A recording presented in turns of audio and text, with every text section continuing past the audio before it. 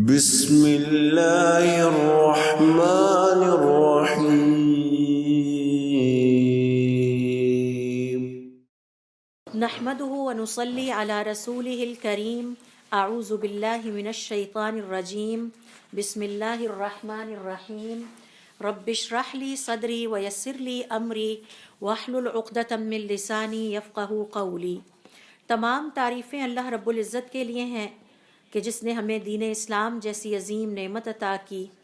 حضور اکرم صلی اللہ علیہ وآلہ وسلم کا امتی بنایا، اور آپ صلی اللہ علیہ وآلہ وسلم نے اس دنیا سے جانے سے پہلے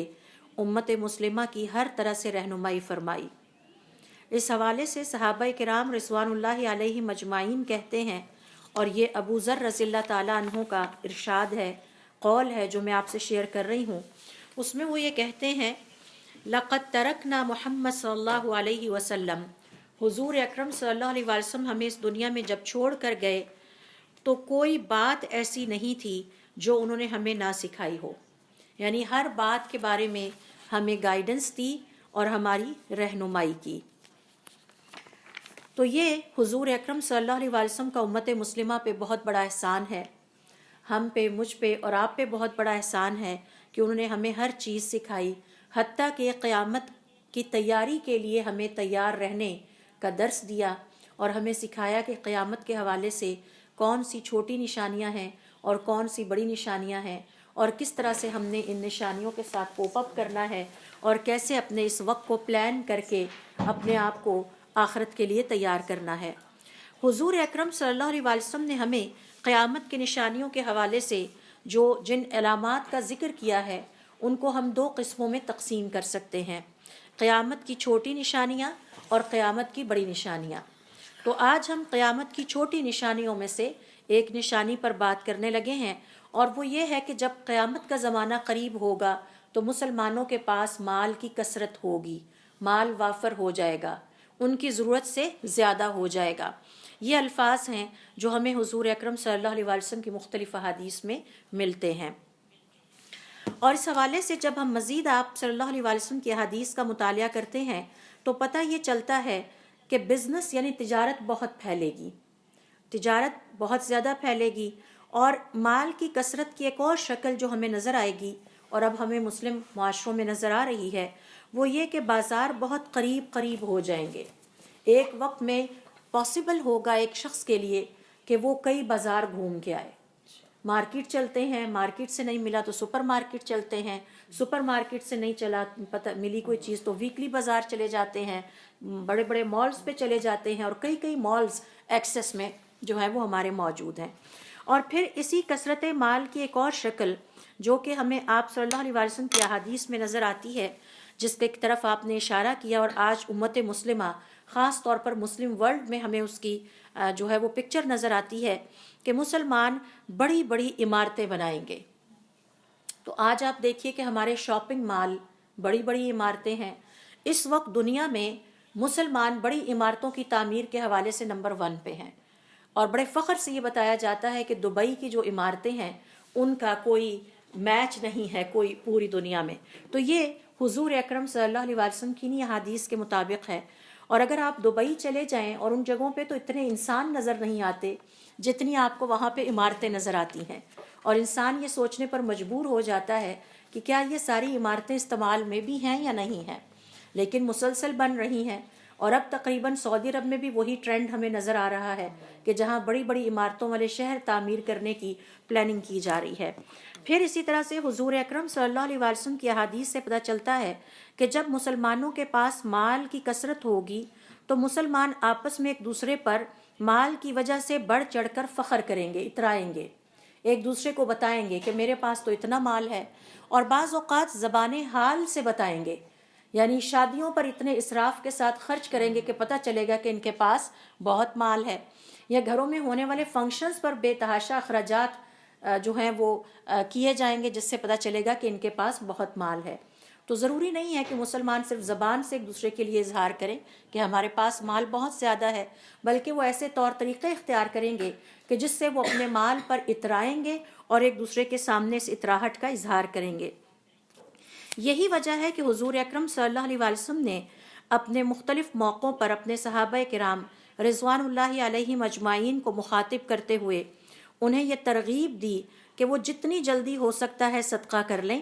کیونکہ آپ صلی اللہ علیہ وسلم نے فرمایا کہ اس کے بعد ایک وقت آنے والا ہے کہ مسلمان اپنے ہاتھ میں لے کر مال پھرے گا لیکن اس کا صدقہ قبول کرنے والا کوئی نہیں ہوگا، کسی کو اس کی حاجت یا ضرورت ہی نہیں ہوگی۔ اس حوالے سے میں صرف ایک حدیث یہاں پر آپ سے شیئر کرتی ہوں کہ وہب رضی اللہ تعالیٰ عنہ کہتے ہیں میں نے حضور اکرم صلی اللہ علیہ وسلم کو فرماتے ہوئے سنا، تصدقوا، صدقہ کر لو، فَإِنَّهُ يَأْتِ عَلَيْكُمْ زَمَانٌ، تم پر ایک وقت آنے والا ہے، يَمْشِ الرَّجُلُ بِصَدَقَتِهِ، ایک انسان اپنا صدقہ لے کر ایک جگہ سے دوسری جگہ تک چل کے جائے گا، گھومے پھرے گا، وَلَا يَجِدُ مَن يَقْبَلْهَا، لیکن وہ کوئی ایسا انسان نہیں پائے گا جو اس کے صدقے کو قبول کر لے، اور جس کسی کو بھی وہ دینے کی کوشش کرے گا ضرورت مند سمجھ کے تو وہ کہے گا اگر آپ کل تک آتے تو شاید میں آپ سے یہ صدقہ قبول کر لیتا، لیکن آج میرے رب نے میری حاجت پوری کر دی ہے، اب مجھے اس کی ضرورت نہیں ہے۔ تو یہ حضور اکرم صلی اللہ علیہ وسلم کے صحیح بخاری کی روایت کے مطابق الفاظ ہیں کہ جس میں آپ صلی اللہ علیہ وسلم نے اس چیز کا اظہار کیا ہے۔ پھر اسی طرح سے دیکھیے علماء کرام کا یہ کہنا ہے کہ آپ صلی اللہ علیہ وسلم کی احادیث کے مطالعے سے پتہ چلتا ہے کہ مال ضرورت سے زیادہ بڑھ جائے گا، اور حضرت ابو ہریرہ رضی اللہ تعالیٰ عنہ کی حدیث سے پتہ چلتا ہے کہ جس میں آپ صلی اللہ علیہ وسلم ارشاد فرماتے ہیں خدا کی قسم قیامت اس وقت تک قائم نہیں ہوگی جب تک کہ مسلمانوں کے ہاتھوں میں مال ان کی ضروریات سے زیادہ بڑھ نہیں جائے گا، یہاں تک کہ مال کا مالک یہ تمنا کرے گا کہ کوئی ایسا شخص ہو جو اس کا صدقہ قبول کر لے، اور وہ آپس میں ایک دوسرے سے کہیں گے اگر تمہیں کوئی ایسا شخص نظر آئے کہ جو صدقے کا ضرورت مند ہو تو مجھے بھی ضرور بتانا تاکہ میں یہ صدقے کا مال اس تک پہنچا سکوں۔ تو یہ مسلمانوں پر وقت آنا ہے مال کی کثرت کے حوالے سے۔ اب آئیے ذرا ہم اس کانٹیکسٹ کو سمجھنے کی کوشش کرتے ہیں، اس بیک گراؤنڈ کو جس میں حضور اکرم صلی اللہ علیہ وسلم اپنے صحابہ کرام رضوان اللہ علیہ مجمعین کو قیامت کی ایک اہم نشانی سکھا رہے ہیں۔ ہم سب جانتے ہیں کہ حضور اکرم صلی اللہ علیہ وسلم سرزمین حجاز پر مبعوث ہوئے، عرب سوسائٹی میں مبعوث ہوئے، اور جب عرب سوسائٹی کا اس وقت مطالعہ کیا جائے ان کے طور طریقوں کا، جب حضور اکرم صلی اللہ علیہ وسلم کی وہاں بعثت ہوتی ہے تو اس سے پہلے بھی جو جاہلیت کے زمانے تھے اس میں عربوں نے کبھی بھی اپنی زندگی میں بہت زیادہ مال نہیں دیکھا تھا، بہت ہی سادہ زندگی بسر کرنے والے لوگ تھے، اور نہ ہی عیش پرستی کی زندگی سے ان کا کوئی تعلق تھا، انہیں یہ بھی اندازہ نہیں تھا، نہ کوئی ایکسپیرینس تھا کہ ایک تعیش پرست زندگی کیسی ہوتی ہے جس میں اتنی فیسلٹیز اویلیبل ہوتی ہیں۔ نہ ہی عربوں نے کبھی اپنے علاقوں میں عرب میں یا ڈیزرٹ میں کبھی کوئی بہت بھرے پورے شہر دیکھے تھے جس میں بہت زیادہ فیسلٹیز ہوں، بلکہ عربوں کی زندگی بہت ہی سادہ تھی اور جد و جہد سے عبارت تھی، بہت مشکل قسم کے حالات میں وہ اپنی زندگیاں گزارتے تھے، حتیٰ کہ جب ربعی ابن عامر رضی اللہ تعالیٰ عنہ حضور اکرم صلی اللہ علیہ وسلم کے کہنے پر رستم کے ساتھ بات کرنے گئے اور آپ صلی اللہ علیہ وسلم کا خط اسے پہنچایا تو رستم آپ کی بات چیت سے بہت متاثر ہوا۔ یہ حضور اکرم صلی اللہ علیہ وسلم کے ایلچی تھے، جس طرح قیصر و کسریٰ کے پاس آپ صلی اللہ علیہ وسلم نے ایلچی بھیجے تھے تو یہ ایلچی بھی بڑے سادہ سے لباس میں، بڑے سادہ سے انداز میں، ہاں ایک چیز عربوں کو اللہ تعالیٰ نے دی تھی اور وہ عقل مندی دی تھی اور بلاغت اور خوبصورت کلام دیا تھا جس سے ہر کوئی متاثر ہوتا تھا۔ تو جب رستم کے ساتھ ربعی ابن عامر رضی اللہ تعالیٰ عنہ نے گفتگو کی اور رستم آپ سے بڑا امپریس ہوا تو رستم کی قوم نے بڑی تنقید کی کہ آپ اس شخص سے اتنا امپریس ہو رہے ہیں جسے پہننے اوڑھنے کا ڈھنگ بھی نہیں ہے۔ تو رستم نے جواب دیا اس کے کپڑوں کی طرف نہ دیکھو، تم یہ دیکھو کہ یہ کتنی خوبصورت گفتگو کرتا ہے، اس کے الفاظ کتنے خوبصورت ہیں، اس کا کلام کتنا خوبصورت ہے، اور یہ دیکھو کہ یہ کتنا سینسیبل یعنی عقل مندی کے ساتھ الفاظ کا استعمال کرنا جانتا ہے، اور یہ دیکھو کہ اس کا کیریکٹر کتنا اسٹرانگ ہے، اور یہ کس طرح ایک بادشاہ وقت کے ساتھ اعتماد کے ساتھ بات کر رہا ہے۔ اور ہاں میری ایک بات سن لینا، عرب لباس اور کھانے کو اتنی اہمیت نہیں دیتے، لیکن تم نہیں جانتے کہ یہ حسب و نسب باپ دادا کی پشتوں تک یاد رکھتے ہیں اور اپنے جانوروں تک کے حسب و نسب کو یاد رکھتے ہیں، اور یہ تمہاری طرح نہیں ہے۔ تو یہ رستم ایک جو اس وقت کی بہت بڑی طاقت کا سربراہ تھا، اس نے نوٹ کر لیا کہ یہ جو شخص میرے سامنے کھڑا ہے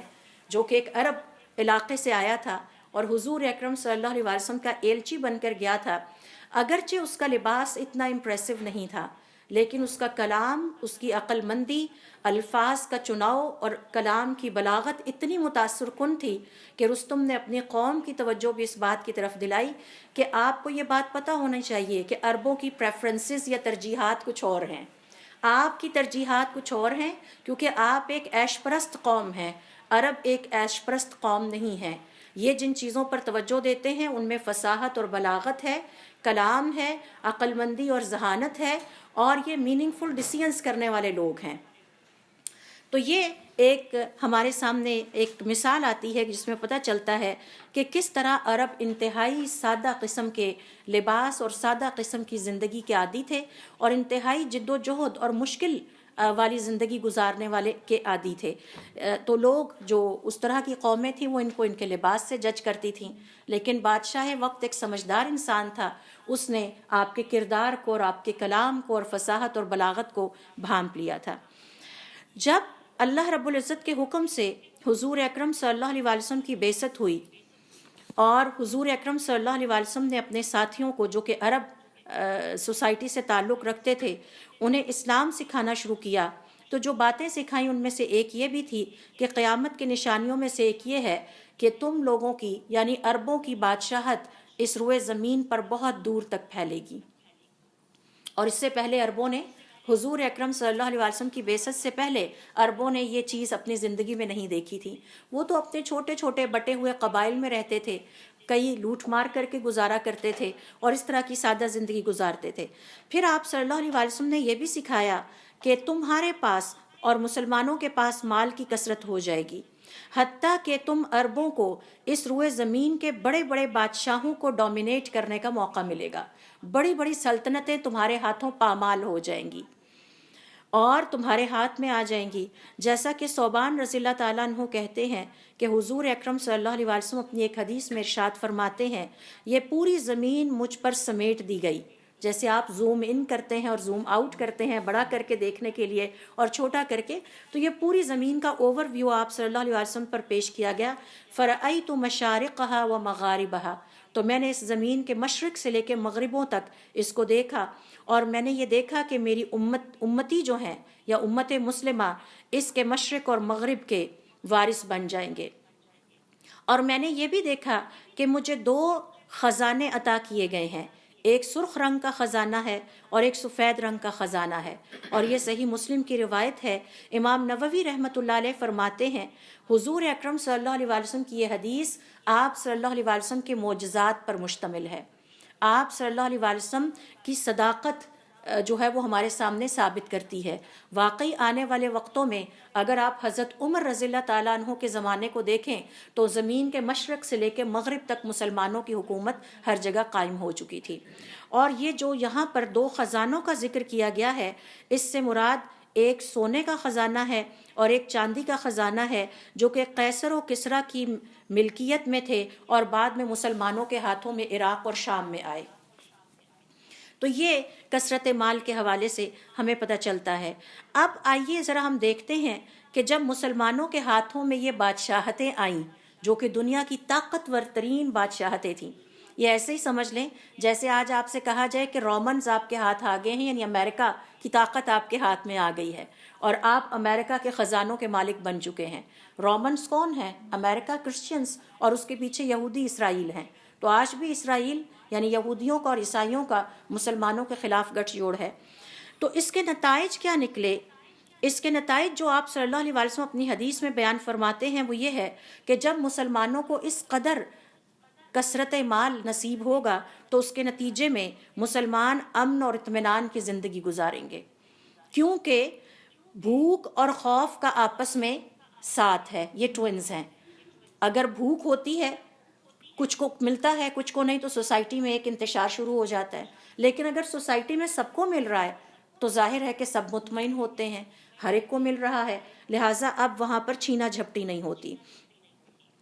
تو حضور اکرم صلی اللہ علیہ وسلم کی احادیث سے پتہ چلتا ہے کہ آپ صلی اللہ علیہ وسلم نے اپنی امت کو یہ خوشخبری سنائی کہ کثرت مال بھی ہوگی قیامت کے قریبی زمانے میں، اور اس کے ساتھ ساتھ امن و سکون اور اطمینان بھی پھیل جائے گا، کیونکہ سب کو سب کچھ مل رہا ہوگا۔ جیسے کہ عدی ابن حاتم رضی اللہ تعالیٰ عنہ کہتے ہیں، کنت عند رسول اللہ صلی اللہ علیہ وسلم، میں حضور اکرم صلی اللہ علیہ وآلہ وسلم کے پاس تھا، فجاءہ رجلانی، تو آپ صلی اللہ علیہ وسلم کے پاس دو آدمی آئے، یشکو العیلۃ، ان میں سے ایک یہ شکایت کر رہا تھا کہ میری عیالداری بہت ہے جبکہ انکم بہت کم ہے، یعنی فقر و فاقہ اور تنگ دستی کی وہ شکایت کر رہا تھا۔ اور ایک اور شخص آیا کہ جو لوٹ مار کی شکایت کر رہا تھا کہ لوٹ مار اتنی زیادہ ہے کہ ہم کچھ بھی نہیں کر پاتے۔ تو فقال الرسول صلی اللہ علیہ وآلہ وسلم، آپ صلی اللہ علیہ وسلم نے فرمایا، اما قطع السبیل، رہ گئی لوٹ مار کی بات، تو تمہارے اوپر جلد ہی وہ وقت آنے والا ہے کہ جب تمہاری ایک عورت حیرہ سے نکلے گی اور مکۃ المکرمہ کا سفر کرے گی اور اس کے دل میں اللہ کے علاوہ کسی اور کا خوف نہیں ہوگا، یعنی مال و دولت کی کثرت کے باوجود اتنا مطمئن اور سکون والا زمانہ ہوگا کہ خواتین اکیلے سفر کریں گی اور پوری جولری پہن کر سفر کریں گی۔ ایک اور حدیث میں آپ صلی اللہ علیہ وسلم فرماتے ہیں، خواتین زیورات سمیت سفر کریں گی لیکن انہیں اس بات کا خدشہ نہیں ہوگا کہ اس زمین پر انہیں کوئی نقصان پہنچانے والا ہے۔ اور پھر اس کے بعد آپ نے فرمایا، ام العیلہ، رہ گئی عیالداری اور فقر و فاقہ اور تنگ دستی کی بات، تو وہ گھڑی بھی آنے والی ہے کہ جب تم میں سے کوئی ایک صدقہ لے کر گھومے پھرے گا لیکن کسی ایک شخص کو بھی نہیں پائے گا کہ جو اس سے صدقے کو قبول کر لے۔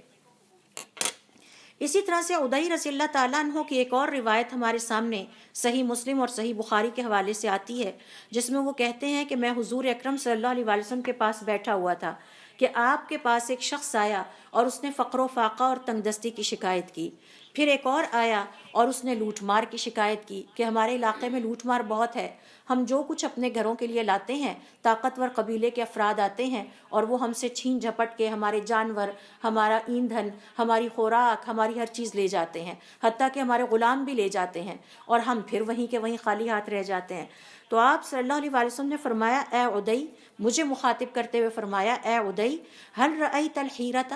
کیا تم نے حیرہ نامی علاقہ دیکھا ہے؟ تو کہتے ہیں کہ میں نے حضور اکرم صلی اللہ علیہ وسلم سے حیرت سے سوال کیا، میں بھلا کیوں نہیں دیکھوں گا، میں تو ادھر ہی پلا بڑا ہوں۔ تو آپ صلی اللہ علیہ وسلم نے فرمایا، اگر اللہ تعالیٰ نے تمہیں زندگی عطا کی اور تمہیں لمبی زندگی اس حد تک ملی تو تم دیکھو گے کہ ایک خاتون جو کہ عموماً کجاووں میں سفر کرتی ہیں، وہ اپنے گھر سے زیورات سمیت نکلیں گی اور کعبہ تک پہنچیں گی لیکن انہیں کسی قسم کا کوئی خوف نہیں ہوگا،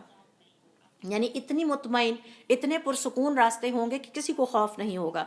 پھر عدی کہتے ہیں کہ میں نے اپنے دل میں سوچا، اور اسی دوران میں نے سوچا کہ جو فلاں مہنگائیاں کرنے والے لوگ ہیں ان کا کیا بنے گا، کیا وہ مہنگائی نہیں کریں گے؟ کہتے ہیں کہ ابھی میں سوچ ہی رہا تھا کہ اتنے میں آپ صلی اللہ علیہ وسلم نے فرمایا، اور اے عدی، اگر تمہیں اللہ تعالیٰ نے لمبی زندگی عطا کی اور تم اس وقت تک زندہ رہے تو تم لوگ اپنے ہاتھوں سے کسریٰ کے خزانے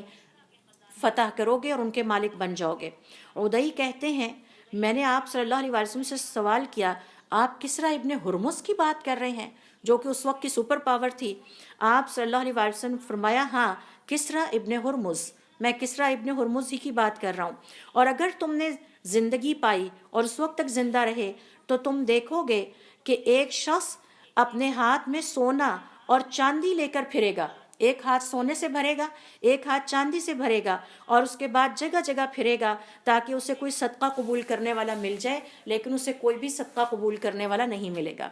یعنی کرنسی تو دور کی بات ہے، سونے اور چاندی کے بھرے ہوئے ہاتھ ہوں گے اور وہ لے کے پھر رہا ہوگا کہ کوئی صدقہ قبول کرنے والا مل جائے۔ عدی رضی اللہ تعالیٰ عنہ کہتے ہیں کہ پھر میں نے اپنی زندگی میں یہ تو دیکھا کہ خاتون اکیلی مکہ سے نکلتی اور کعبہ کا طواف کر کے اکیلی ہی اپنے گھر واپس چلی جاتی، اور وہ کسی کا خوف اس کے دل میں نہیں ہوتا تھا کہ مجھے کوئی راستے میں تنگ کرے گا یا مال کی وجہ سے پریشان کرے گا۔ اور میں ان لوگوں میں شامل تھا جن کے ہاتھ پر کسریٰ ابن ہرمز کے خزانے فتح ہوئے، میں نے وہ منظر بھی اپنی زندگی میں دیکھا، اور پھر حضور اکرم صلی اللہ علیہ وسلم کی کہی ہوئی اس بات پر میرا یقین اور پختہ ہو گیا کہ آپ صلی اللہ علیہ وسلم واقعی اللہ کے نبی اور رسول ہیں۔ اب علماء کرام کا یہ کہنا ہے کہ جب ہم ان ساری حدیثوں کو سامنے رکھتے ہیں تو ہمیں کثرت مال کے حوالے سے امت مسلمہ کے 3 مختلف سٹیجز نظر آتے ہیں. 3 سٹیجز آئیں گے امت مسلمہ پر، جن میں سے 2 حضور اکرم صلی اللہ علیہ وسلم، ایک آپ صلی اللہ علیہ وسلم کے زمانے میں اور دوسرا صحابہ کرام کے زمانے میں، اور تیسرا اب آنا ہے جب حضرت عیسیٰ علیہ السلام اس زمین پر نزول فرمائیں گے. اس کے بعد مال کثرت سے ہوگا. ابھی بھی ویسے تو کثرت سے ہے. اگر آپ اپنے چائلڈہڈ، یعنی میں اپنے بچپن کی میموریز میں اگر جاتی ہوں تو لوگوں کے پاس سمپل گھر ہوتے تھے، اتنے گھر نہیں ہوتے تھے جتنے آج ہیں. میں ابھی بھی سمجھتی ہوں کہ کثرت مال والی بات ہمیں نظر آتی ہے، اور جس طرح بزنس اب گرو کر رہا ہے، اور خاص طور پر یہ کرونا کے دوران جو آن لائن کا ٹرینڈ شروع ہوا تو خواتین بھی بزنس میں شامل ہو رہی ہیں، اور یہ بھی قیامت کی نشانیوں کے حوالے سے آپ صلی اللہ علیہ وسلم آگے چل کے بیان کرتے ہیں. تو 3 ڈفرینٹ سٹیجز ہمیں نظر آتی ہیں. اس میں سب سے پہلی یہ ہے کہ جب مال کثرت سے ہوگا، اور یہ صحابہ کرام رضوان اللہ علیہم اجمعین کے زمانے میں ہو چکا ہے. اور یہی وجہ ہے کہ حضور اکرم صلی اللہ علیہ وسلم نے اپنے صحابہ کرام کو مخاطب کرتے ہوئے فرمایا تھا کہ تم دیکھو گے، جیسے کہ عدی ابن حاتم رضی اللہ تعالیٰ عنہ سے کہا کہ اگر تمہیں زندگی نے مہلت دی، اللہ نے تمہیں اتنی زندگی دی، تو تم یہ چیزیں اپنے ہاتھوں اپنی نظروں کے سامنے دیکھو گے.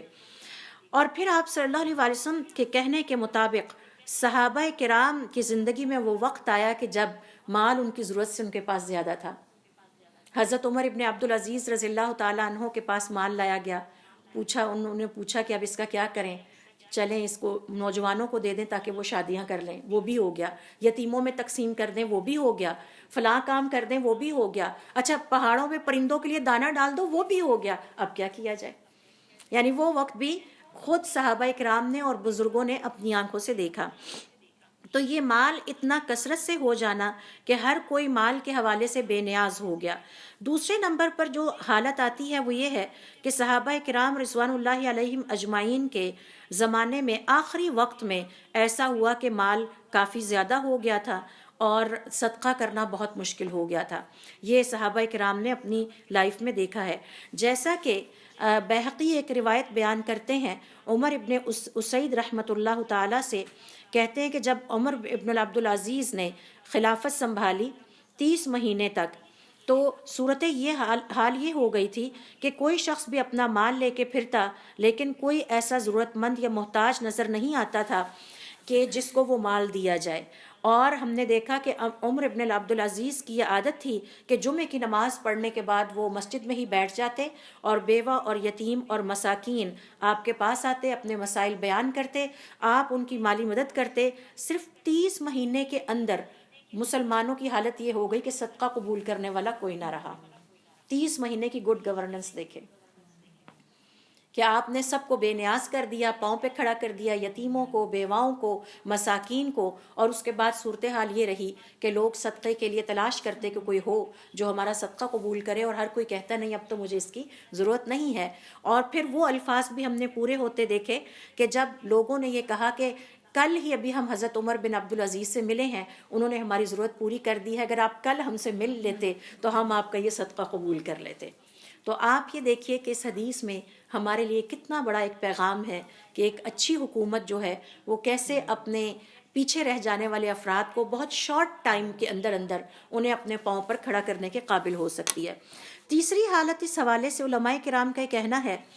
کہ یہ بالکل جب قیامت کا زمانہ قریب آئے گا اور حضرت عیسیٰ علیہ السلام کا نزول ہوگا، تو اس وقت مال کی اتنی کثرت ہوگی کہ ہر کوئی مال سے، دوسرے کے مال سے بے نیاز ہو جائے گا.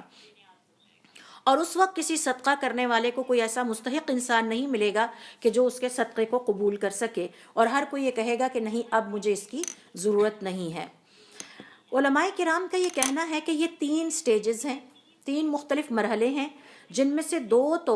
وقوع پذیر ہو چکے ہیں، اور تیسرے والے نے حضرت عیسیٰ علیہ السلام کے نزول کے بعد پورا ہونا ہے. اور ان کے دور میں زمین میں اتنی برکت ہو جائے گی کہ 1 انار پورے قبیلے کے لیے کافی ہو جائے گا، اور 1 کلو دودھ پورے محلے کے لیے کافی ہو جائے گا. حضور اکرم صلی اللہ علیہ وسلم دعا کیا کرتے تھے، یا اللہ تعالیٰ ہمارے 1 کلو کو برکت والا بنا دے. بعض اوقات اگر برکت والا کلو ہو تو وہ بہت زیادہ افراد کو بھی پورا ہوتا ہے، اور بعض اوقات میں نے دیکھا ہے لا کے 1 کلو گوشت پکائیں تو پک کے ½ کلو جتنا رہ جاتا ہے. تو یہ برکت ہے ایکچولی. تو حضرت عیسیٰ علیہ السلام کے زمانے میں خاص طور پر ہر چیز میں، اس زمین کے ریسورسز میں اتنی برکت ہو جائے گی کہ تھوڑی سی چیز بھی کافی زیادہ ہوگی اور باقی کی ضرورت سے زائد پڑی رہا کرے گی. اسی طرح سے مال ہے، اسی طرح سے فصلیں ہیں، اسی طرح سے خزانے ہیں اور باقی چیزیں بھی ہیں. اب علماء کرام کا یہ کہنا ہے کہ آج جو کچھ ہم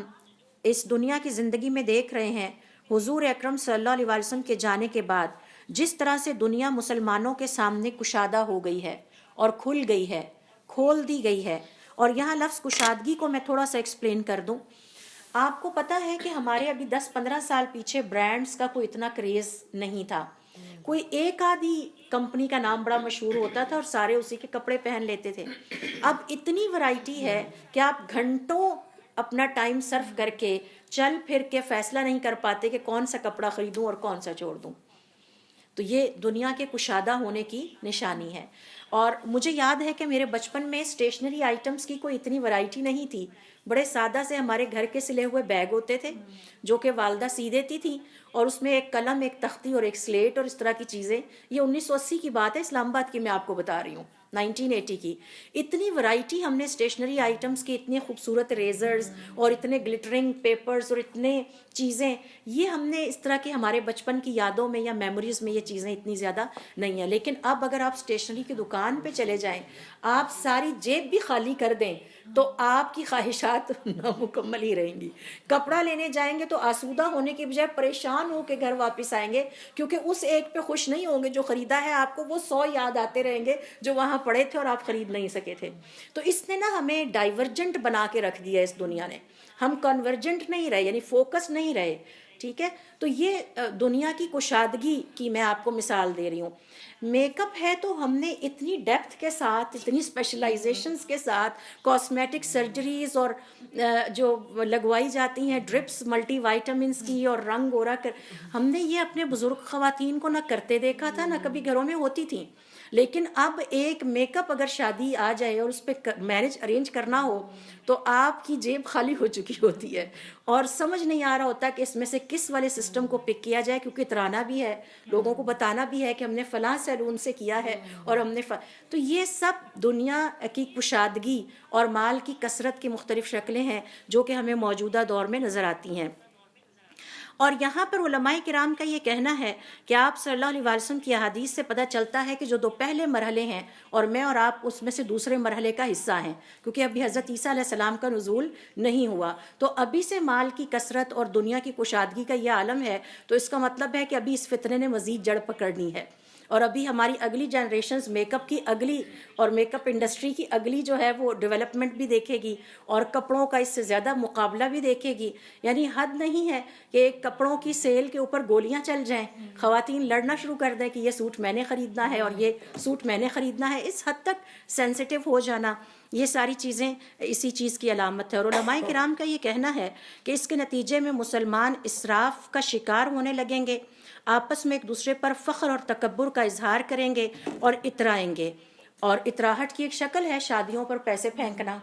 یہ پیسے کا ناجائز استعمال ہے اور اسراف ہے. اور اسراف کی ایک شکل ہے کہ ایک دن کے لیے 5-5 لاکھ کے میک اپ کروائے جائیں اور 10-10 لاکھ کے سوٹ بنوائے جائیں اور پھر ان کا تذکرہ کیا جائے تاکہ سب کو پتہ چلے کہ ہم نے یہ سب کچھ کیا ہے.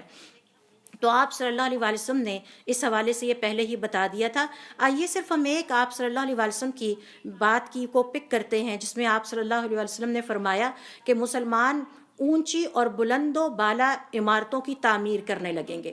حضرت جبرائیل علیہ السلام کی مشہور حدیث ہے جس میں وہ آپ صلی اللہ علیہ وسلم کے پاس آتے ہیں اور آپ سے سوال کرتے ہیں کہ بتائیے قیامت کی نشانیاں کیا ہیں. تو آپ صلی اللہ علیہ وسلم جو قیامت کی نشانیوں کا ذکر کرتے ہیں ان میں سے ایک یہ ہے کہ یہ اونٹ چرنے والے اور چرواہے یعنی عرب، آپ کا اشارہ عربوں کی طرف تھا، کہ یہ بڑی بڑی بلڈنگز بنائیں گے. اور آج آپ دیکھ لیں عرب ورلڈ میں بڑی بڑی بلڈنگز کا رجحان ہے. ہر کوئی دبئی کی عمارت کا بات کرتا ہے. آج پاکستان میں کسی اچھی ہاؤسنگ سوسائٹی نے اپنی سوسائٹی انٹروڈیوس کرانی ہو تو وہ کہتے ہیں اس میں فلاں مال ہے اور وہ دبئی کی طرز پہ بنایا گیا شاپنگ مال ہے. یعنی وہ کسی ویسٹرن ورلڈ کا ریفرنس نہیں دیتے، بلکہ وہ آپ کو دبئی کے شاپنگ مال کا اور بڑے بڑے اور اونچی اونچی عمارتوں کا اور دبئی کے لیونگ سٹینڈرڈ کی وہ آپ کو مثال دیتے ہیں۔ تو یہ ہے وہ اونٹ چرانے والے اور وہ بکریاں چرانے والے اور ریوڑ جانوروں کے چلانے والے کہ جو سادہ اور سخت ترین زندگی گزارتے تھے، جنہوں نے کبھی اچھا کھایا نہیں تھا اور کبھی اچھا پہنا نہیں تھا، وہ بڑی بڑی بلڈنگز کے مالک بنے اور انہوں نے بڑی بڑی بلڈنگز بنائیں۔ اور پھر آپ صلی اللہ علیہ وسلم کا یہ جو فرمانا ہے کہ یہ جو چرواہے ہیں، اونٹوں کو چرانے والے اور بکریوں کو چرانے والے، تم دیکھو گے کہ یہ عظیم الشان قسم کی بڑی بڑی بلڈنگز بنائیں گے۔ اور اس حوالے سے آج یہ مثالیں ہمارے سامنے ہیں۔ آپ صلی اللہ علیہ وسلم سے سوال کیا گیا کہ یہ چرواہوں سے مراد کون ہے؟ آپ صلی اللہ علیہ وسلم نے فرمایا العرب، یہ عرب ہیں۔ تو آج عرب ورلڈز میں آپ دیکھ سکتے ہیں، حتیٰ کہ اگر آپ مکہ المکرمہ میں عمرے پہ گئے ہوں یا حج پہ تو کھڑے ہو کر دیکھیں کتنے اونچے اونچے ہوٹلز اور کیسی بلڈنگز آپ کو نظر آتی ہیں، اور وہ بلڈنگ سے بھرا ہوا شہر ہے، ٹھیک ہے۔ تو یہ ایک ٹرینڈ جو ہمیں مسلمان دنیا میں نظر آتا ہے۔ امام قرطبی رحمۃ اللہ علیہ فرماتے ہیں آپ صلی اللہ علیہ وسلم کے اس فرمان کا ایک مطلب یہ بھی ہے کہ جو دیہاتوں کے رہنے والے لوگ ہوں گے وہ اختیارات کے مالک بن جائیں گے، کیوں؟ جس کے ہاتھ میں فائنینشیل قوت ہوگی وہی ڈیسیژن میکنگ کرے گا۔ آج مسلمان ڈیسیژن میکنگ کرنے کی دنیا میں قابل نہیں ہیں کیونکہ معاشی طاقت ان کے ہاتھ میں نہیں ہے، لیکن یہ جو ہے کہ یہ جو چرواہے ہیں جب یہ طاقت حاصل کریں گے تو پیسے والے کو عقل مند سمجھا جاتا ہے، اور پھر یہ جو اختیار اور اتھارٹی حاصل کر لیں گے، اور اس طرح یہ بہت زیادہ بڑی بڑی بلڈنگ کی تعمیر کریں گے، اور یہ ہم آج اپنے زمانے میں دیکھ رہے ہیں۔ اس کے بعد آپ دیکھیے علماء کرام کا یہ کہنا ہے کہ بڑی بڑی بلڈنگز کی تعمیر کی ایک اور شکل ہمیں یہ نظر آتی ہے کہ بڑے بڑے برج تعمیر کیے گئے ہیں۔ برج العرب دیکھ لیجئے یا کسی اور برج کا نام لے لیجئے، برج خلیفہ کا نام لے لیجئے، ایسے برج ہیں کہ جن کی مثال ہمیں باقی پوری دنیا میں نہیں نظر آتی۔ اور پھر اسی طرح سے عام لوگوں میں اگر دیکھیے تو بلڈنگز یا گھر بنانے کی مقابلہ بازی شدت اختیار کرتی جا رہی ہے۔ اب گھر بنانے کے حوالے سے بڑے خوبصورت محلات کے طور پر گھر بنائے جاتے ہیں، اور یہ بات بالکل ٹھیک ہے۔ 1980 میں جب میں اسلام آباد میں آئی تھی تو اس زمانے میں حتیٰ کہ F6 اور F سیکٹر میں بنے ہوئے گھر بھی بہت سمپل ہیں، اگر آج وہ آپ کھڑے ہوئے دیکھیں، اور بڑے سمپل مٹیریل سے تیار کیے گئے تھے۔ کم کورڈ ایریا ہوتا تھا اور زیادہ کھلا ایریا ہوتا تھا، لان بڑے بڑے ہوتے تھے۔ آج آپ جائیں گے تو کسی بھی گھر کے سامنے کھڑے ہو کے 10 مرلے کا بھی ہوگا تو وہ دلہن کی طرح آپ کو سجا ہوا نظر آتا ہے، اور ہر دوسرے تیسرے سال کے بعد اس کی رینوویشن کے نام پہ اس کو مزید جدید کرنے کے لیے مزید مٹیریل ایڈ کر دیا جاتا ہے۔ تو وہ خوبصورت گھر بنانے میں مسلمانوں کا آپس میں ایک دوسرے کے ساتھ مقابلہ کرنا، محلات نما گھر تعمیر کرنا، نادر ترین فرنیچر لا کے اپنے گھروں کو آراستہ اور پیراستہ کرنا، اور اس میں بہترین سامان اور ہر سال فرنیچر تبدیل کرنے اور اس پہ فنکشن اور فاتحہ خوانی کرنا، یہ بھی دیکھا گیا ہے۔ پردے تبدیل کرنا، یعنی بالکل لیوش قسم کے جو گھر ہیں اور ان کے اوپر خوب پیسہ خرچ کر کے۔ اب ایک گھر میں ایسے ہی میں نے پوچھا کہ یہ کارپٹ کتنے کا ہے تو انہوں نے کہا 9 لاکھ کا۔ ایسا ہے، ایسے گھر ہیں، حتیٰ کہ ایکویریمز بنائے گئے ہیں گارڈن کے اندر، اور گارڈن کے اندر اور بتایا جاتا ہے بڑے فخر سے کہ اس گھر میں جو میں نے لکڑی استعمال کی ہے وہ فلاں ملک سے آئی ہے، اور جو میں نے باقی مٹیریل استعمال کیا وہ فلاں ملک سے آئی ہے، اور لائٹنگ میں نے ساری فلاں جگہ سے۔ یعنی آپس میں مسلمانوں کا جو سارا فوکس ہے وہ گھر بنانے اور اس کو سجانے اور اس کو فرنش کرنے میں ایک دوسرے پر سبقت لے جانے پر ہے، اور یہ التطاول فی البنیان، عمارتیں تعمیر کرنے میں سبقت لے جانے کی کوشش کرنا ایک دوسرے پر۔ آپ صلی اللہ علیہ وسلم کے یہی الفاظ تھے۔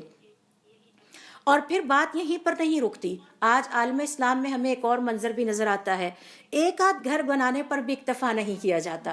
جب ایک گھر بن جاتا ہے تو کہتے ہیں کہ یہ شہر کا گھر ہے، اب ایک ہمارا گاؤں میں بھی گھر ہونا چاہیے، اور پھر ایک گھر ہمارا اس جگہ بھی ہونا چاہیے جہاں مری میں جا کے اپنی چھٹیاں گزارتے ہیں، اور ایک گھر ہمارا انگلینڈ میں بھی ہونا چاہیے تاکہ اگر ہم نے انگلینڈ میں جا کے رہنا ہو تو ہمارے پاس ایک گھر ہو۔ گرمیوں کی چھٹیاں گزارنے کے لیے مری میں ایک گھر ہو، اور پھر جب یہ بھی بن جاتا ہے تو پھر ایک چوتھا گھر بھی بنایا جاتا ہے فارم ہاؤس کے طور پر، کہ جہاں ہم نے فارم ہاؤس میں اپنے، تو مسلمان اب بالکل اسی جسے کہتے ہیں قیامت کی نشانی کو پورا کرتے ہوئے نظر آتے ہیں، جس کا ذکر آپ صلی اللہ علیہ وسلم نے اپنی حدیث میں کیا کہ یتطاولون فی البنیان، عمارتیں بنانے میں یہ ایک دوسرے سے اب سبقت لے جانے کی کوشش کریں گے، اور اس کا سلسلہ فی الحال ہمیں کہیں رکتا ہوا بھی نظر نہیں آتا، اور یقیناً آگے چل کے اس میں مزید اضافہ ہونے والا ہے۔ اسی طرح سے علماء کرام کا یہ کہنا ہے کہ التطاول فی البنیان، یا مسلسل عمارتوں کی تعمیر اور اس میں مقابلے بازی کی ایک اور شکل ہمیں نظر آتی ہے مساجد۔ خوبصورت سے خوبصورت ترین مساجد بنائی جا رہی ہیں مسلم دنیا میں، اور ان کی وجہ سے، اور ان کو لینڈ مارک سمجھا جاتا ہے۔ آپ وہ دبئی کی ایک مشہور مسجد ہے جو کہ وائٹ کلر کی بنائی گئی ہے، اور پھر ہمارے ملک پاکستان اسلام آباد میں فیصل مسجد ہے، اور یہ مساجد اتنی خوبصورت ہیں، اتنی وسیع و عریض ہیں، اور ان کی ڈیکوریشن پر اتنا پیسہ خرچ کیا ہے، بادشاہوں نے کیا ہے، اداکاروں فنکاروں نے مساجد بنائی ہیں، بڑے بڑے قسم کے اس طرح کے لوگوں نے، کسی نے باپ دادا کے نام پہ بنائی ہے، کسی نے اپنے گاؤں میں بنائی ہے، کسی نے اپنی بستی میں، اور ان مساجد کو خوبصورت ترین بنانے، آباد کرنے کی فکر کسی کو نہیں ہے کہ ہم جائیں 5 وقت اس کی نماز ہی پڑھ لیں اس کے اندر، لیکن بنانے کے اوپر زور پورا ہے۔ تو یہ بھی بلڈنگز کی تعمیر کے حوالے سے مسابقت یا کمپٹیشن جو پایا جائے گا، اور پھر اس کو خوبصورت اور بہت ہی سجانے بنانے کا جو رجحان ہے، آپ صلی اللہ علیہ وسلم کے الفاظ کے زمرے میں آتا ہے کہ مسلمان یتطاولون فی البنیان، یہ آپس میں ایک دوسرے کے ساتھ بلڈنگز کی تعمیر پر مقابلے کریں گے۔ اور اس حوالے سے یہ بھی نہیں دیکھا جاتا کہ یہ جو اللہ کا گھر بنایا جا رہا ہے، آیا یہ حرام مال سے بنایا جا رہا ہے یا حلال مال سے بنایا جا رہا ہے، اور وہ مال جو کہ دھوکہ دہی سے کمایا گیا ہے، اور دوسرے کا مال حق کھا کے اس سے گا کے حاصل کیا گیا ہے، ایکٹنگ سے حاصل کیا گیا ہے، اس سے مسلسل اللہ کے گھر اور خوبصورت ترین بنتے جا رہے ہیں۔ یہ بھی علماء کرام کا یہ کہنا ہے کہ قیامت کی نشانیوں میں سے ایک ہے، جیسا کہ انس رضی اللہ تعالیٰ عنہ کہتے ہیں، حضور اکرم صلی اللہ علیہ وسلم نے فرمایا لا تقوم الساعۃ، قیامت قائم نہیں ہوگی، حتی یتباہی الناس فی المساجد، یہاں تک کہ مسلمان مساجد کی تعمیر میں ایک دوسرے پر سبقت لے جانے کی کوشش کریں گے اور اترائیں گے۔ جو مسجد ہمارے علاقے میں ہے، اسلام آباد کی تو شان ہی فیصل مسجد سے ہے، لاہور والے کہیں گے تو شاہی قلعہ کون سا کسی سے پیچھے ہے، اور دبئی والے کہیں گے تو ذرا وہ ہماری وائٹ کلر کے محل نما مسجد میں آ کے دیکھیے، خلیفہ زید کی وہ جو مسجد ہے کوئی اس طرح سے، یعنی۔ اور پھر میں جب وہاں پر وزٹ پہ تھی تو ایسے لگ رہا تھا کہ جیسے ہم یہاں صرف یہ مسجد جو ہے ہم ضرور دیکھ کے جائیں، ورنہ ہمارا ٹور جو ہے وہ انکمپلیٹ رہے گا۔ برج الخلیفہ بھی دکھایا گیا جی، اور دیگر جگہیں بھی دکھائی گئیں کہ یہ دیکھیں کتنی بلند و بالا عمارتیں ہیں جو کہ بیچز پہ بنے ہوئے ہیں، یہ کہ آپ آئیے اور آ کے یہاں پر ہمارے ساتھ لنچ کریں اور دیکھیں، اور ان بلڈنگز کے بارے میں اور ان کی ہسٹری کے بارے میں ہمیں ایسے بتایا جا رہا تھا جیسے کوئی بہت ایک فخر والی بات ہے، اور دبئی کو یہ فخر بھی حاصل ہے، اور دبئی کو یہ فخر بھی حاصل ہے، اور اس طرح کر کے ہمیں یہ بتایا جاتا، اور پورے مسلم ورلڈ میں آپ کو اس مسجد کا اور اس برج کا اور اس بلڈنگ کا کوئی پیرالل نہیں ملے گا۔ تو مسلمانوں کے اندر بلڈنگز کے اوپر فخر کرنا، اپنی بنائی ہوئی مساجد اور ان کی زیب و زینت پر فخر کرنا، یہ بھی اسی زمرے میں آتا ہے کہ مسلمان قیامت کا جب زمانہ قریب ہوگا تو عمارتیں تعمیر کریں گے، اور عمارتیں تعمیر کرنے میں ایک دوسرے پر سبقت لے جانے کی کوشش کریں گے اور اس پر اترائیں گے، اور یہ قیامت کی نشانیوں میں سے ہے۔ جیسا کہ آپ سب نے فرمایا قیامت اس وقت تک قائم نہیں ہوگی جب تک کہ مسلمان مساجد بڑی بڑی بنا کر اور خوبصورت ترین بنا کر ان پر فخر نہیں کریں گے۔ پھر ایک اور روایت نسائی میں ہے جس میں کہ آپ صلی اللہ علیہ وسلم فرماتے ہیں قیامت کی نشانیوں میں سے ایک یہ بھی ہے کہ مسلمان مساجد فخر کرنے کے لیے اور اترانے کے لیے بنائیں گے۔ بھائی اس مسجد کو آپ کتنا آباد رکھتے ہیں اس میں کوئی نہیں سوچے گا، تو جو اصل کرنے کے کام ہیں ان سے توجہ ہٹ جائے گی، اور یہ کثرت مال ان کو کسی اور ڈائریکشن میں لے جائے گا۔ انس رضی اللہ تعالیٰ عنہ کہتے ہیں کہ اس کا مطلب ہے کہ وہ زمانہ آنے والا ہے کہ جب مساجد پر فخر کیا جائے گا لیکن مساجد آباد کرنے والے کوئی نہیں ہوں گے۔ آج مسلم دنیا کی یہی حالت ہے کہ مساجد موجود ہیں، نمازی نہیں ہیں، جمعے کے وقت نماز ہو جاتی ہے یا تراویح میں سب مساجد کا رخ کرتے ہیں، لیکن شاندار خوبصورت بنی بنائی سجی ہوئی مسجدیں کھڑی ہیں، دنیا کی بڑی بڑی عظیم ترین رقبے پر بادشاہوں کے نام سے بنی ہوئی مساجد ہیں، لیکن بدقسمتی کی بات یہ ہے کہ آباد نہیں ہیں۔ ان سے امت مسلمہ کو کوئی فائدہ نہیں پہنچ رہا اور امت مسلمہ کے افراد اسے آباد کرنے پہ تیار نہیں ہے۔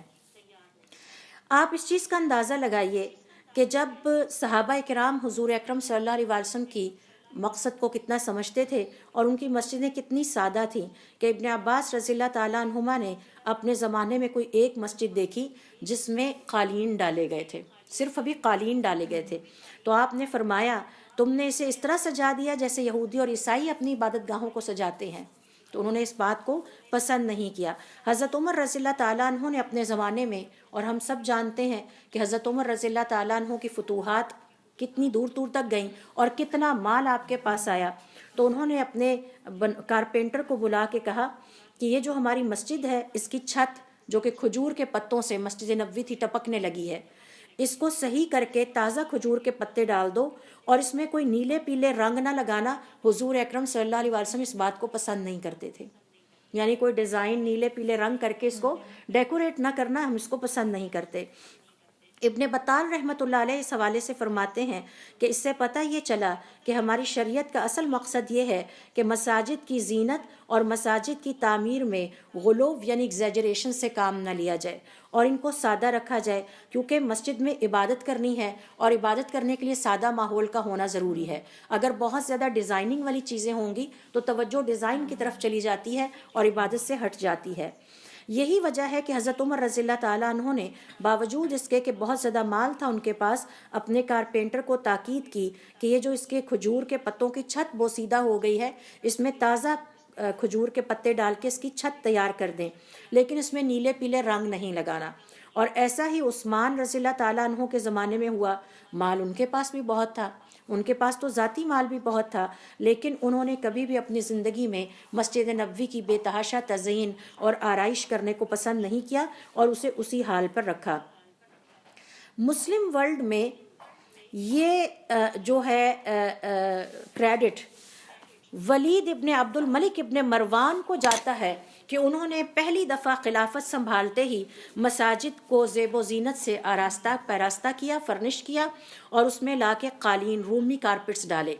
اور اس پر کبار جو علماء تھے وہ بھی چپ ہو گئے، کیونکہ وہ اتنے سخت گیر حکمران تھے کہ علماء فتنے کے خوف سے خاموش رہے، اور نتیجہ یہ نکلا کہ اس دن سے لے کر یعنی 4 صدی ہجری سے لے کے آج تک مساجد کی زیب و زینت میں اور اس کی تعمیر میں، فخروں میں اور سارے میں اضافہ ہوتا چلا جا رہا ہے۔ اب اس کے حوالے سے علماء کرام کا کہنا ہے کہ ایک اور پوائنٹ نوٹ کر لیجئے کہ یہ جو مال و دولت کی کثرت ہوگی مسلمانوں کے ہاتھوں میں، اسی کا ایک جو مظہر ہمیں یا پکچر نظر آتی ہے وہ تجارت کا پھیلنا ہے، اور تجارت میں ورائٹی کا آنا ہے اور بازاروں کی تعداد میں اضافہ ہونا ہے۔ پہلے پورے ایک بستی میں ایک بازار ہوتا تھا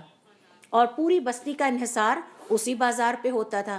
اور وہ بازار بھی کہیں راستے میں ہوتا تھا جہاں سے راہگیر گزرتے ہوئے سودا اٹھا لیتے تھے۔ تو آپ صلی اللہ علیہ وسلم کی حدیث سے پتہ چلتا ہے بزنس خوب پھیلے گا، بزنس کی ورائٹیز آ جائیں گی، بازار کی تعداد میں اضافہ ہو جائے گا، اور مال کثرت سے ہونے کی وجہ سے بازار قریب قریب ہو جائیں گے،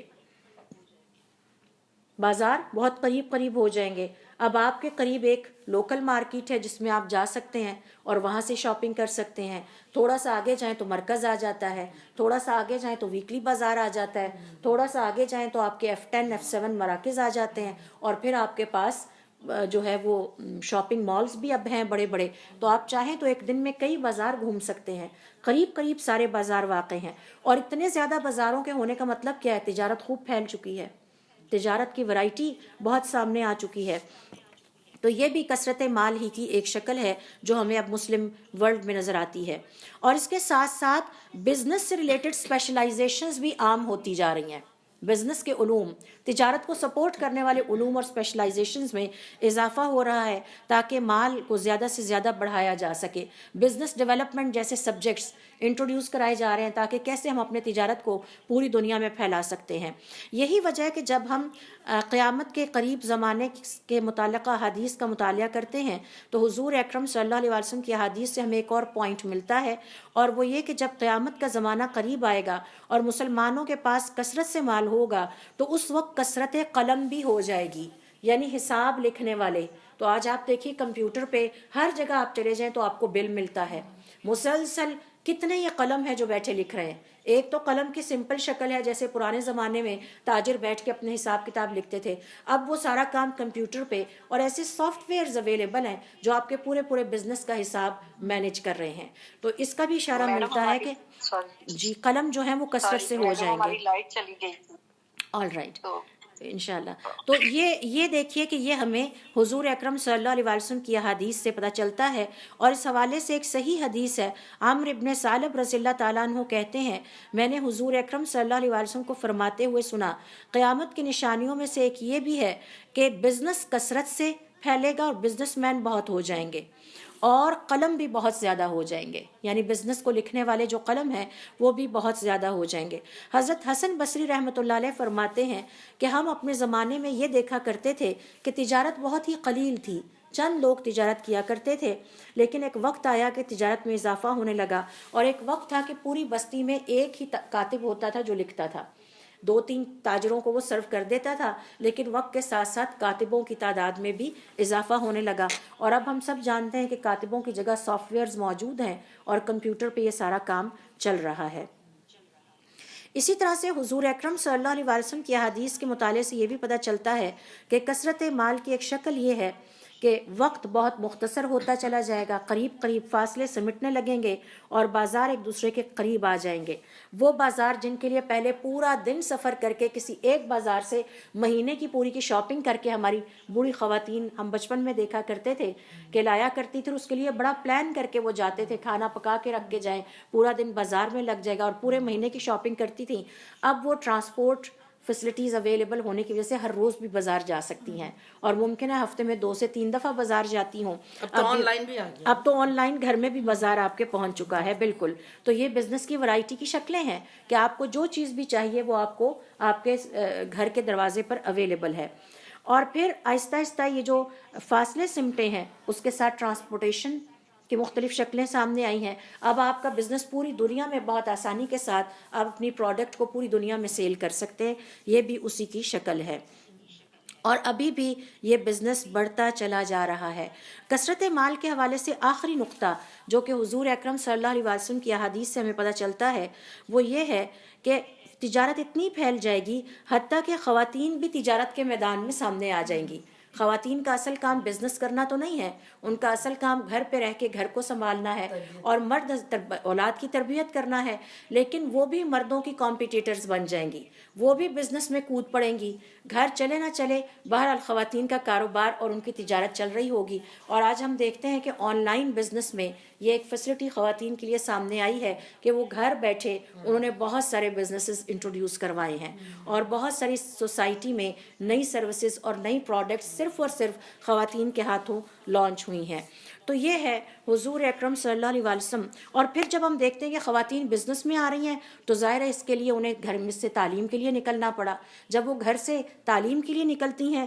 ڈگری حاصل کرتی ہیں، تو اب وہ مرد حضرات کی کمپیٹیٹرز بن جاتی ہیں. اب وہ میدان صرف مردوں کے لیے خالی نہیں رہا بلکہ اس میں خواتین بھی موجود ہیں، اور خواتین بھی مردوں کے برابر شانہ بشانہ مال کما رہی ہیں. تو یہ حضور اکرم صلی اللہ علیہ وسلم کی احادیث سے پتہ چلتا ہے کہ کس طرح خواتین بھی مال کمانے کی دوڑ میں اور بزنس کی دوڑ میں کس طرح سے سامنے آ جائیں گی. اس ساری چیز کا افسوسناک پہلو یہ ہے، اسلام ہمیں مال کمانے سے نہیں روکتا، نہ اسلام مرد اور عورت پر، مسلمان مرد اور عورت پر پابندی لگاتا ہے. لیکن اگر مال کمانے میں اتنے مصروف ہو جائیں اور مال کی ہوس اتنی بڑھ جائے کہ اپنے دین کے لیے وقت نہ نکال سکیں، اللہ تعالیٰ کی عبادت اور اس کے ذکر کے لیے وقت نہ نکال سکیں، اور آخرت کی زندگی کے حوالے سے کوتاہی کے مرتکب ہو جائیں، تو پھر یہ بات بہت پریشانی والی ہے، اور یہ عیب بھی ہے، اور یہ اللہ تعالیٰ کے حق میں بہت بڑی کوتاہی ہے. تو حضور اکرم صلی اللہ علیہ وسلم نے اپنے صحابہ کرام رضوان اللہ علیہم اجمعین کو یہی بات سمجھانے کی کوشش کی تھی کہ یہ دنیا زائل ہونے والی ہے. اس میں مجھے ڈر اس بات کا نہیں ہے کہ میرے بعد تم شرک کرنے لگو گے، ڈر مجھے اس بات کا ہے کہ میرے بعد تم پر دنیا کشادہ کر دی جائے گی اور تم اس میں اتنے مگن ہو جاؤ گے کہ تم اپنی آخرت کو بھول جاؤ گے، اپنے آخرت کے لیے وقت نہیں نکال پاؤ گے. تو آپ اس لحاظ سے دیکھیے، ہم خواتین کی مجلس میں بیٹھی ہیں، آج کی خاتون کے پاس لباس کی ڈیزائننگ کے لیے ٹائم ہے، کئی کئی گھنٹے سیلز کو وزٹ کرنے کے لیے وہ ٹائم نکال لیتی ہیں، لیکن اپنے دین کو سیکھنے کے لیے کتنا وقت نکالتی ہیں، جو کہ انہوں نے آگے اپنے بچوں کو بھی سکھانا ہے. اور پھر میک اپ کے لیے کتنا وقت نکالتی ہیں، اور اللہ تعالیٰ کے ذکر کے لیے کتنا وقت نکالتی ہیں. گھروں میں کوکنگ پر ڈیلی ہم خواتین کتنے آور سپینڈ کرتی ہیں. ہر روز ہم ایک نئی ریسیپی ٹرائی کرنے کے لیے ٹائم نکالتی ہیں. لیکن جب دین کی بات آتی ہے، اللہ تعالیٰ کی عبادت اور فرما برداری کی بات آتی ہے، یا دین کو سیکھنے یا ذکر کی بات آتی ہے، تو ہم یہ کہتے ہیں کہ ہمارے پاس وقت نہیں ہے. تو یہ وہ بہت بڑا نیگیٹو رزلٹ یا کانسیکوینس آپ کہہ سکتے ہیں جو حضور اکرم صلی اللہ علیہ وسلم کی اس حدیث کی صورت میں ہمیں نظر آتا ہے، اور جس سے آپ صلی اللہ علیہ وسلم نے صحابہ کرام کو خبردار کیا تھا کہ دیکھو دنیا تم پر پھیلا دی جائے گی، لیکن یہ یاد رکھنا کہ یہ دنیا زائل ہونے والی ہے. اس دنیا میں جو کچھ بھی ہے اس سے بہتر سبحان اللہ و بحمدہ سبحان اللہ العظیم کہنا ہے. تو کثرت مال کے چکر میں لہو و لعب میں اتنے مبتلا ہو جانا، اتنے اللہ کے دین سے غافل ہو جانا کہ اپنی آخرت بنانے کے لیے مسلمان وقت ہی نہ نکال سکے، یہ انتہائی خسارے والی بات ہے. اور بحیثیت مسلمان ہمارے اوپر یہ فرض عائد ہوتا ہے کہ جب ہم یہ سب کچھ دیکھیں تو اپنی اصلاح کریں، اپنے گھر والوں کی اصلاح کریں، اور اتنا لیں اس دنیا سے جتنی ہماری ضرورت ہے، اور اس کے بعد باقی وقت کو اللہ کے لیے اور اپنی آخرت کی تعمیر پر خرچ کریں، نہ کہ اس دنیا میں ہی ہم مگن ہو جائیں. تو اللہ رب العزت سے دعا ہے کہ اللہ تعالی ہمیں اپنے دین کو سیکھنے کے لیے وقت نکالنے کی توفیق عطا فرمائے، اس پر عمل کرنے کی توفیق عطا فرمائے، اور اس پیغام کو عام کرنے کی توفیق عطا فرمائے. سبحانک اللہم و بحمدک اشہد ان لا الہ الا انت استغفرک و اتوب الیک. Mm-hmm.